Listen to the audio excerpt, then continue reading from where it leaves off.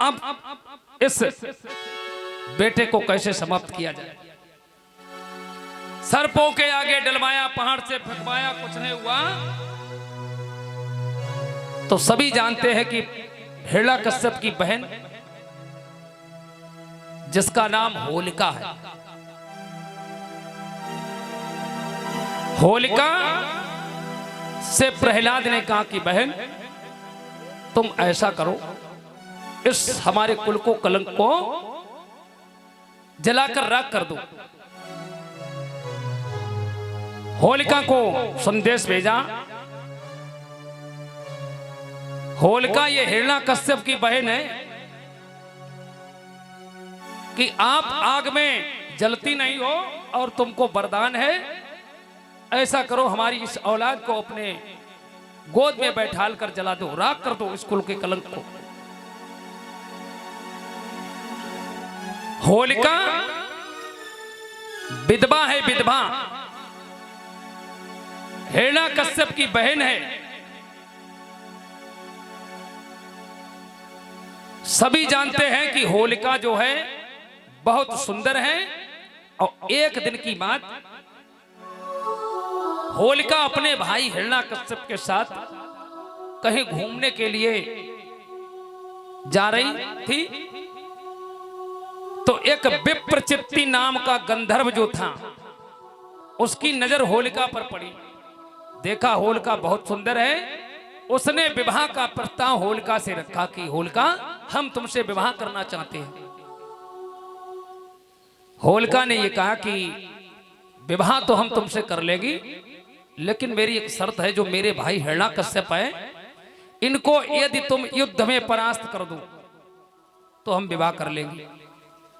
विप्रचित्ति जो गंधर्व था बहुत शक्तिशाली था, उसने शर्त मान ली और हिरण्यकश्यप से युद्ध किया। हिरण्यकश्यप को युद्ध में परास्त कर दिया। हिरण्यकश्यप भी धुरंधर पहलवान था और युद्ध में जब परास्त हो गया तो अब शर्त के अनुसार विवाह करना पड़ा।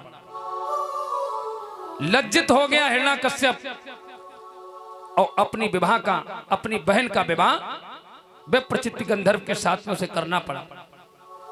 लेकिन लज्जित हो गया कि इसने हमको हरा दिया युद्ध में, तो सोचा मैं अपना बदला लेके रहूंगा इससे। शर्त हार गया। कुछ समय बीता।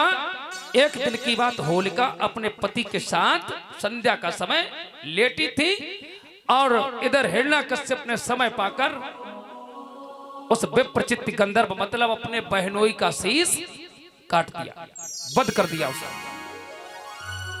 वध कर दिया। होलिका हो गई विधवा। और होलिका विधवा हो गई तो उस समय यह प्रथा थी कि पति के साथ में पत्नी सती हो जाती थी। लेकिन होलिका सती नहीं हुई और दुखी हो गई कि हमारे भाई ने मुझको विधवा बना दिया और मैं अपना बदला लेके रहूंगी। समय काट रही है अपना। बहुत समय बीत गया। आज होलिका को याद किया हिरण्यकश्यप ने कि बहन तुझे वरदान है कि तू आग में जलती नहीं है और मेरी इस औलाद को जलाकर राख कर दो।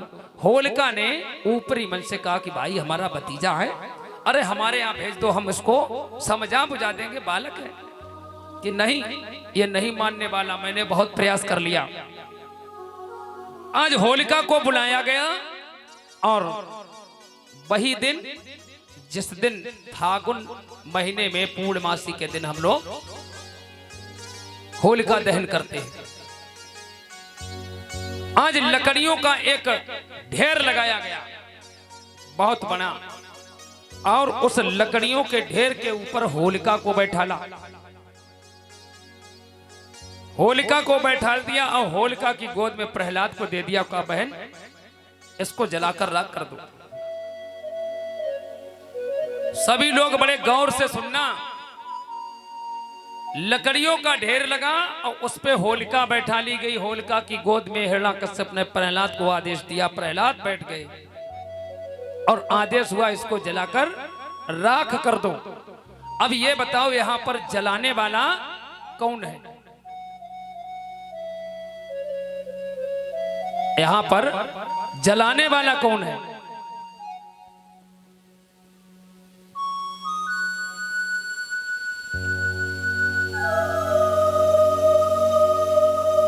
इतने बार भागवत हुई यहां पे, लोग मन से नहीं सुनते। अब मन से सुनते, ध्यान से सुनते तो आज बताते, तो सब कुछ बता रहे हम, फिर भी आप बता नहीं पा रहे। लकड़ियों का ढेर और उस पे होलिका, होलिका की गोद में प्रहलाद।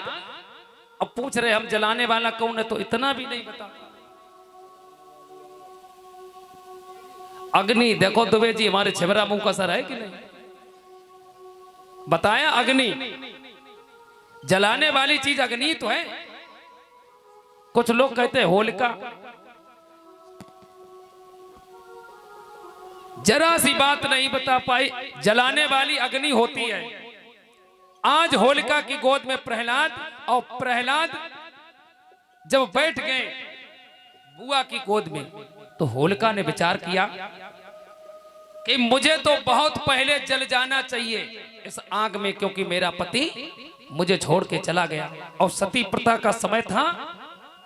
होलिका नहीं जली तो उसने भगवान को याद किया और कहा कि प्रभु हमको बहुत पहले जल जाना चाहिए। आज भक्त प्रहलाद को होलिका ने अपनी गोदी में बैठाला और इसके बाद भगवान को ध्यान किया। होलिका के पास एक चीर था और उसका यह काम था कि वो जिसके ऊपर पड़ेगा उसको आग नहीं जला पाती। आज ध्यान किया,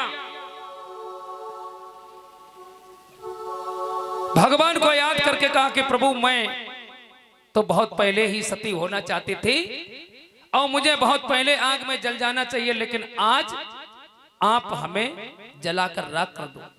जो मुझे वरदान है वो इस बालक को दे दो, इसकी रक्षा कर दो।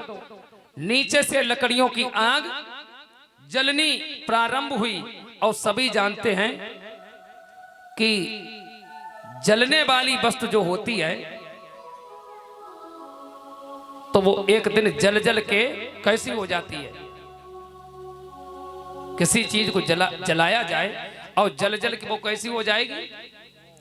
राख। राख मतलब ठंडी, शीतल। तो जो जलने वाला है जलेगा तो भाई, और जिसके लिए आप जल रहे उसके ऊपर क्या प्रभाव पड़ेगा? तुम स्वयं जल रहे, जलते रहो। तुम हमें देख के जल रहे हो तो तुम ही तो जल रहे हो, हमारे ऊपर क्या असर है उसका? जलते रहो। जलने वाला ही जलता है, ध्यान रखना। जिसके लिए जलता है उसका कोई बाल बाका कुछ नहीं होता। और जलने वाली चीज, आप आग लगाओ यहां पे लकड़ियों में तो जलते जलते क्या हो जाएंगी? राख। जलने वाले ही जलते हैं और जिसके लिए जलते हैं उसका कुछ नहीं होता है। होलिका को आग लगाई, लकड़ियों का ढेर जलने लगा और जल जल के धीरे धीरे शांत हो गई, राख हो गई। प्रहलाद जी बच गए, प्रहलाद जी बच गए। और प्रहलाद जब बच गए तो जो हिरण्यकश्यप के लोग थे देखा कि ये तो अब भी बच गया। गोदी में प्रहलाद को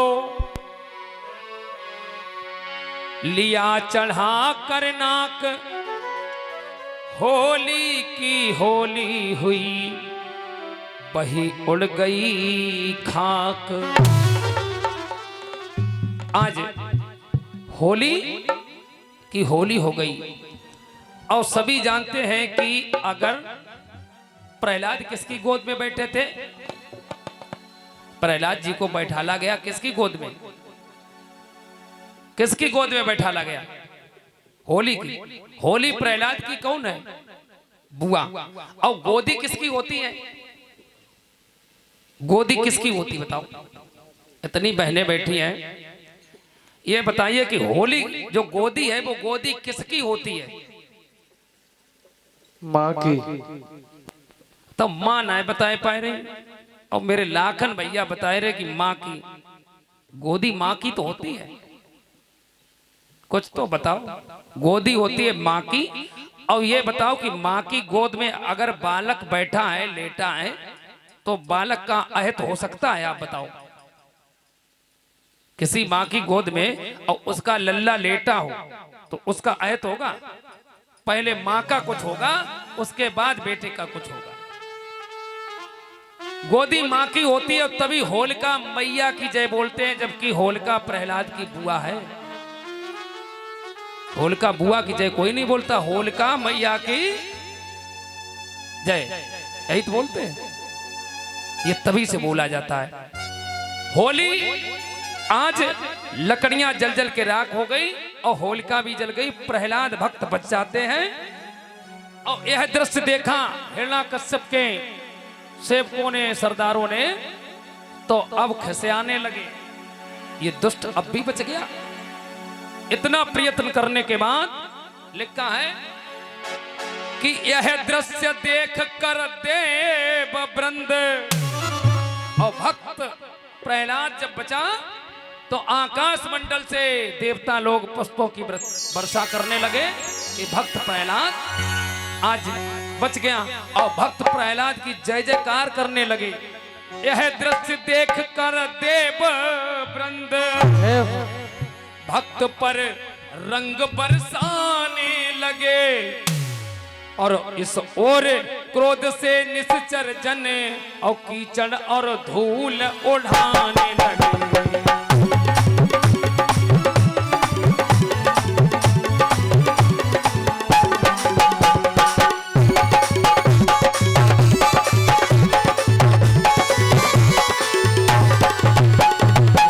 और क्रोध से निश्चर जन कीचड़ और धूल उड़ाने लगे।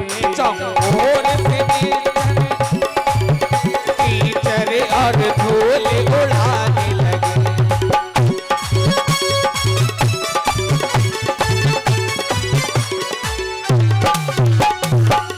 उस दिन से सब भारतवासी यह उत्सव सदा मनाते हैं, और सज्जन जन रंग से खेलते हैं और मूर्ख जन धूल उड़ाते हैं।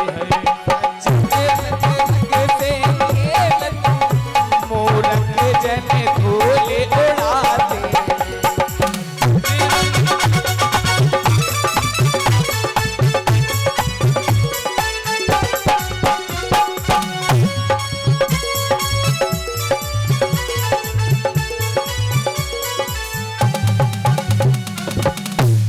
तभी से हमारे भारत में होली का त्योहार मनाया जाने लगा।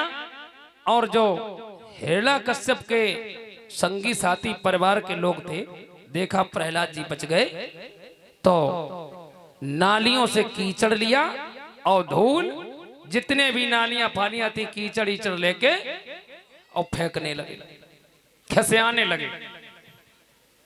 और जो प्रहलाद भक्त के पार्टी के लोग थे, वो रंग, अमीर और फूलों की वर्षा से होली मनाने लगे।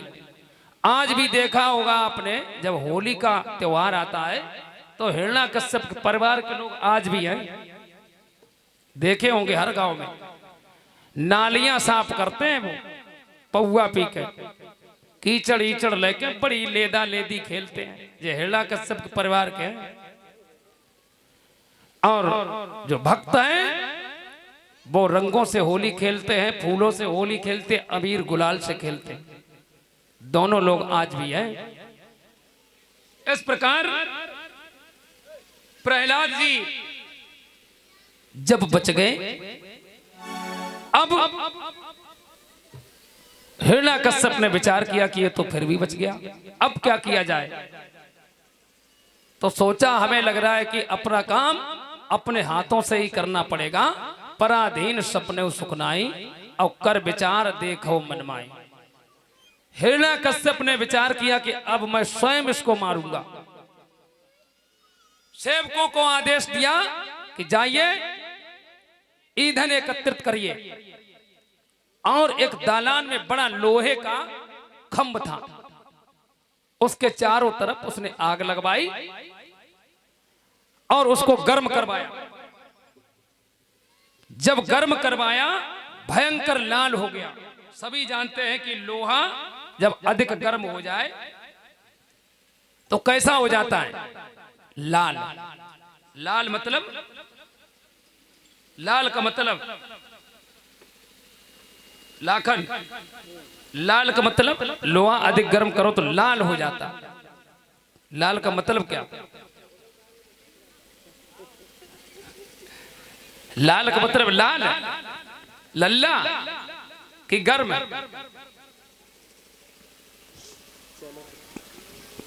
लाल का मतलब लाल ही है। लाल का मतलब बाल, लाल।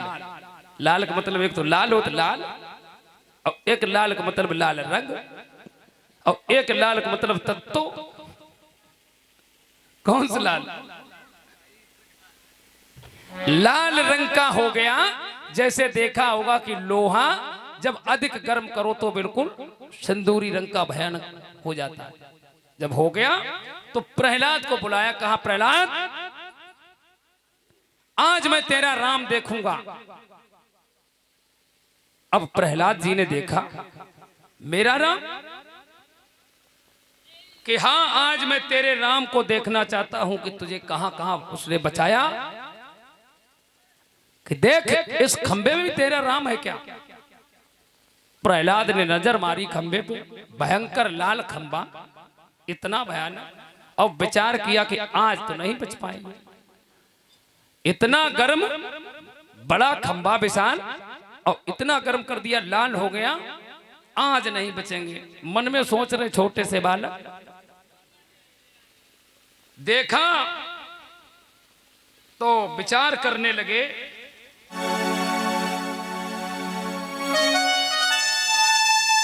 भगवान ने इधर देखा कि भक्त का कहीं भरोसा टूट न जाए। सोचते रहे प्रहलाद जी, और इधर भगवान ने एक चींटी का रूप बनाया और खंबे पर रेंगने लगे। जब रेंगने लगे तो प्रहलाद की नजर उस चींटी पर पहुंच गई, और देखा